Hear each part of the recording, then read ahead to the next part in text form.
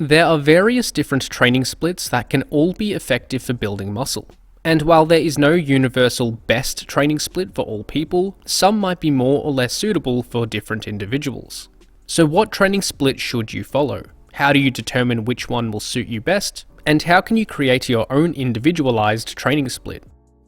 The first and most important consideration to determine our training split are our practical constraints. In other words, how much time and effort are we realistically able to dedicate to training each week? This will set the boundaries which we can build an effective training split within. This is important so that we are able to stick with the training routine long term. If we try to train more than what is sustainable at the current point in time, it can increase the likelihood of burnout. When determining our practical constraints, we should take a few considerations into account. This includes: how many days can you exercise per week? This will be influenced by your current life context. Are you currently working or studying? Do you have other responsibilities? Are you in a relationship? How often do you participate in social events? And so on. Second, how long are you able to spend lifting in the gym? Are you willing to spend 90 minutes in the gym each workout? Or would you rather get a quick workout completed in 30 minutes? And lastly, is lifting your only form of exercise? Or will some of these sessions be allocated to other exercise like sport or cardio? If you also want to spend time performing other exercise, then this will take up some time that you could otherwise be allocating to resistance training. So with all these practical considerations, each individual will have a slightly different context they are working with. Some individuals may be able to train more often with longer workouts, while others might lift less frequently with lower volumes. There is no right or wrong way to go about this, and our context might change over time. The point is to use our current context as a way to build the training split within. Now that we have established our practical constraints, let's discuss how to create an effective training split within your context. The effectiveness of a training split is mostly a product of two primary variables: volume and frequency. Volume refers to the total number of sets performed per muscle group per week. For example, let's look at this training routine. There are 3 chest exercises which are performed for 4 sets each, so the total volume is 12 sets per week. For hamstrings, there are 2 exercises performed for 3 sets each, so the total volume is 6 sets per week. And this same concept can be applied to each muscle group. So how does the amount of volume we perform influence muscle growth? Well, the best evidence we have are these 2 meta-analyses which can help us answer this question. First is this one, which aimed to analyze the effects of volume on hypertrophy. The researchers grouped interventions into different volume categories and compared the amount of muscle growth experienced. These categories were training a muscle with less than 5 sets per week, less than 9 sets, 5 to 9 sets, 9 sets or more, and 10 sets or more. Overall, it was found that the studies which involved training a muscle with higher weekly volumes generally resulted in more muscle growth.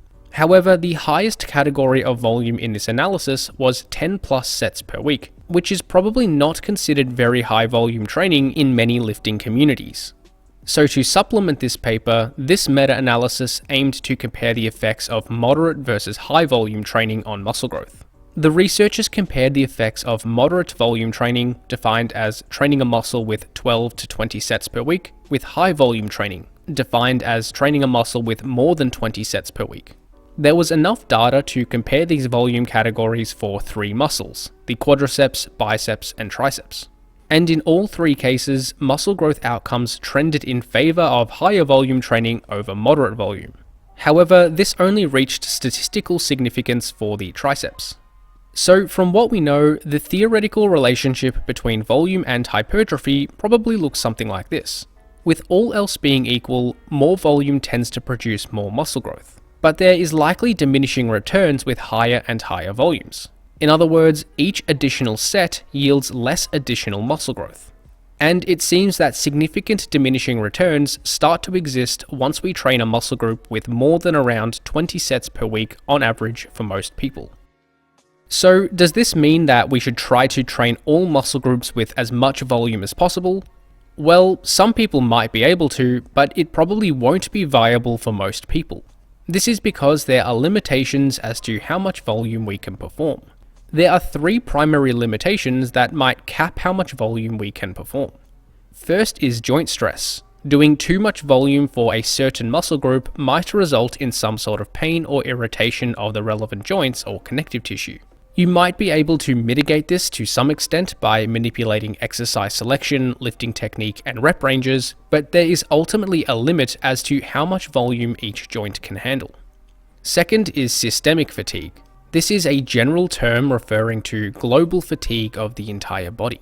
Similar to joint stress, there is ultimately a limit as to how much systemic fatigue we can handle, and exceeding this limit chronically can result in symptoms such as a decreased motivation to train, low effort put into training, feeling tired and lethargic throughout the day, or burnout. Lastly, and most likely to limit how much volume we can train with, are practical constraints. As we mentioned at the beginning of the video, we only have a finite amount of time and effort we can realistically dedicate to lifting each week. And based on our individual practical constraints, we might be able to train with more or less volume depending on our individual circumstances. So I think it makes sense for people to train with as much volume as they can within these constraints. Since most people aren't going to be able to train all muscle groups with very high volumes, we can also allocate volume based on priorities. In general, we would want to train high priority muscles with more volume and low priority muscles with less volume. High priority muscles might include those which are less developed relative to the rest of your physique, or those which you want to particularly emphasize. While low priority muscles might include those which are naturally more developed relative to the rest of your physique, or those you aren't as concerned with growing. Allocating volume in this way will result in a slightly faster rate of growth for the muscles trained with a higher volume, and a slightly slower rate of growth for the muscles trained with a lower volume. And the other variable influencing our training split is frequency. This refers to how many times per week we train each muscle group. Frequency can influence muscle growth in two different ways. The first is via the effects of frequency when volume is equated. This refers to the effects of performing the same total number of weekly sets for a muscle group, but distributing this between a different number of workouts per week. For example, let's say we were to perform 4 sets of bench press, 4 sets of incline dumbbell press, and 4 sets of cable chest flies in a single workout. This would be a total of 12 sets for the chest with a frequency of 1 time per week. However, we could also perform 2 sets of each exercise, but perform them 2 times per week. Or we could perform 4 sets of each exercise, but perform 1 exercise on 3 different days. So in each case, the total amount of volume is the same, but the chest is trained a different number of times per week. So how does this affect muscle growth? This meta-analysis aimed to explore the effects of different training frequencies on muscle growth with total volume equated. Overall, it was found that training a muscle more frequently had a small positive effect on muscle growth, even with volume equated. Although this benefit wasn't major, and great muscle growth can still be achieved with low training frequencies. So overall, total training volume seems to be more important than how many times we train each muscle per week.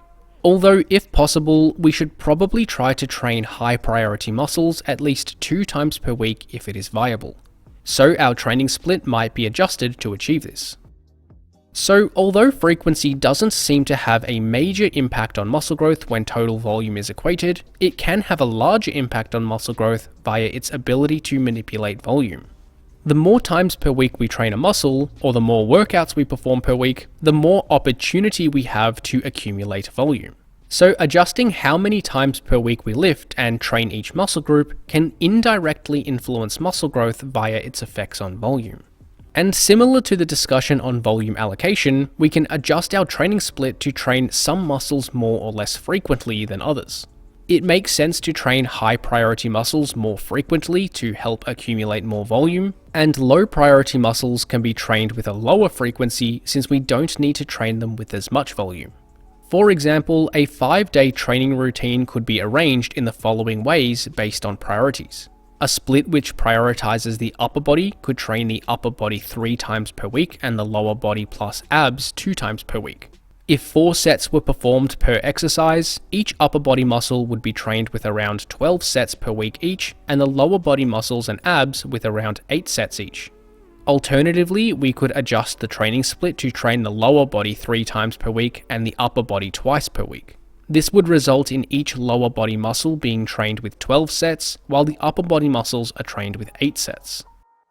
Another consideration when determining your training split is recovery. Some recovery indicators, such as fatigue and soreness, might influence how often you lift or how often you train a specific muscle group. Exercise generates fatigue, which inhibits our ability to perform. And if the workout was exhausting enough, it might take several days to recover before we can perform at the same level. For example, this study looked at lifting performance recovery after resistance training. 10 untrained men performed 3 sets of bench press and squats for maximum reps with a 10 RM load. They then performed submaximal strength assessments after the workout by tracking bar speed and comparing it to baseline values. It was found that bar velocity of both lifts decreased significantly after training and didn't quite return to baseline even after 48 hours. Although this study used untrained lifters who aren't accustomed to such exercise, whereas well-trained lifters seem to be able to recover performance much sooner. This was seen in this unpublished study which compared lifting performance on consecutive days in trained males. 13 highly trained males with an average of 1 times body weight 10 RM bench press and 1.15 times body weight 10 RM squat performed the following full body resistance training session on 4 consecutive days. All sets of all exercises were performed to 0 to 1 reps in reserve with the prescribed load. It was found that the total number of reps performed for the bench press and squat remained similar across all 4 days, with no notable decrements in performance. This indicates that trained lifters seem to recover in a shorter time frame than novice lifters. And another measure of recovery we often discuss in relation to resistance training is muscle soreness. Similar to fatigue, muscle soreness tends to be exacerbated with novel exercise, but is less pronounced once we are accustomed to the routine. For example, this study compared muscle soreness after the first time performing an exercise versus the second time. 10 untrained males performed incline dumbbell bicep curls for 5 sets of 6 reps on 2 separate occasions 7 days apart. After the first workout, bicep soreness was significant. It peaked at around 48 hours post-training and didn't quite return to baseline even after 96 hours.